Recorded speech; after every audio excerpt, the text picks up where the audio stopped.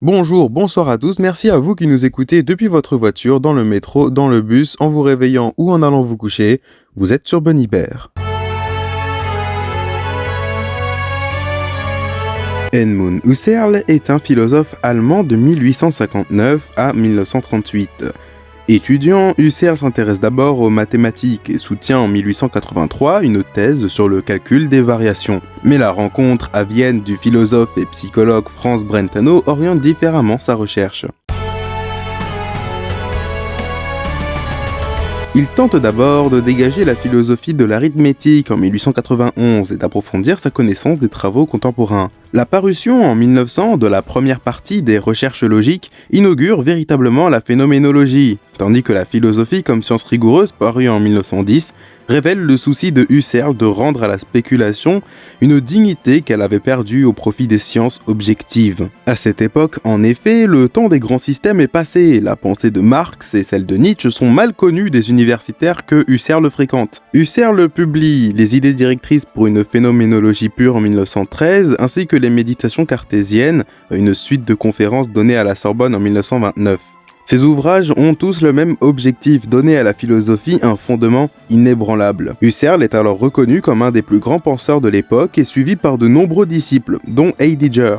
Mais il est très durement atteint par les bouleversements qui précèdent la guerre en Europe, et il doit même abandonner son enseignement à l'université de Fribourg. Il continue néanmoins à proclamer sa foi dans la destination rationnelle de l'homme et de l'histoire, comme en témoigne la crise des sciences européennes et la phénoménologie transcendantale qu'il a écrit en 1936. Pour le philosophe, la détresse spirituelle qui a envahi non seulement les chercheurs mais aussi toute l'Europe est née de ce que les sciences de la nature et même les sciences de l'homme ont perdu leur raison d'être pour ne plus constituer que des domaines d'études isolés et abstraits. Seule la philosophie, de laquelle ces sciences étaient éloignées, leur rendra l'unité perdue. Il convient donc, pour trouver une nouvelle appréhension des choses, d'effectuer une réduction du mode de visée scientifique. Kelkel et Scherrer écrivent: la phénoménologie entendait assumer l'immense tâche de rénovation radicale de la pensée philosophique et procéder à l'ultime rationalisation de l'expérience. Or, pour Husserl, la philosophie elle-même a été ruinée par l'envahissement du psychologisme, qui conduit à faire dépendre la vérité des lois du comportement d'un être. Il faut dépasser cette théorie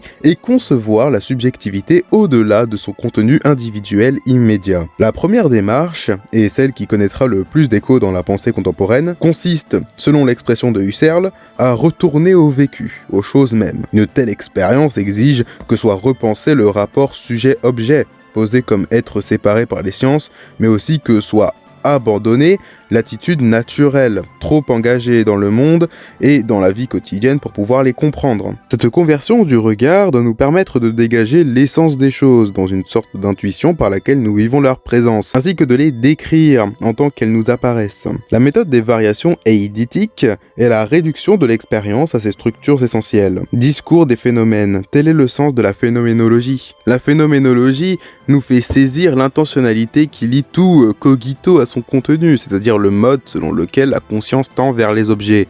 Imagination, perception, attente, souvenir, et plus précisément, souvenir net, flou, etc. Toute conscience est conscience de, et c'est ça que cherche Husserl avec sa phénoménologie. Il disait lui-même: j'essaie de guider, je n'essaie pas d'enseigner, mais simplement de montrer, de décrire ce que je vois. Avec de telles affirmations, cette science éminemment concrète que doit être la phénoménologie glisse pourtant vers un certain idéalisme. Elle ne peut parvenir au statut de science auquel elle prétendait, car elle ne possède ni l'évidence de l'expérience, ni la rigueur formelle de l'énoncé. Husserl nous garantit également l'existence du monde de l'intersubjectivité, c'est-à-dire de la totalité des consciences pures. Il nous garantit que les choses ne cessent pas de subsister lorsque nous cessons de les regarder, ce qui n'est pas totalement faux quand même. La phénoménologie suppose néanmoins une confiance absolue, et peut-être abusive, dans le pouvoir de la raison spéculative, dont le triomphe doit s'inscrire dans l'histoire. C'est ce qui a amené Husserl, dans sa dernière période, à passer d'un idéalisme transcendantal à une phénoménologie génétique.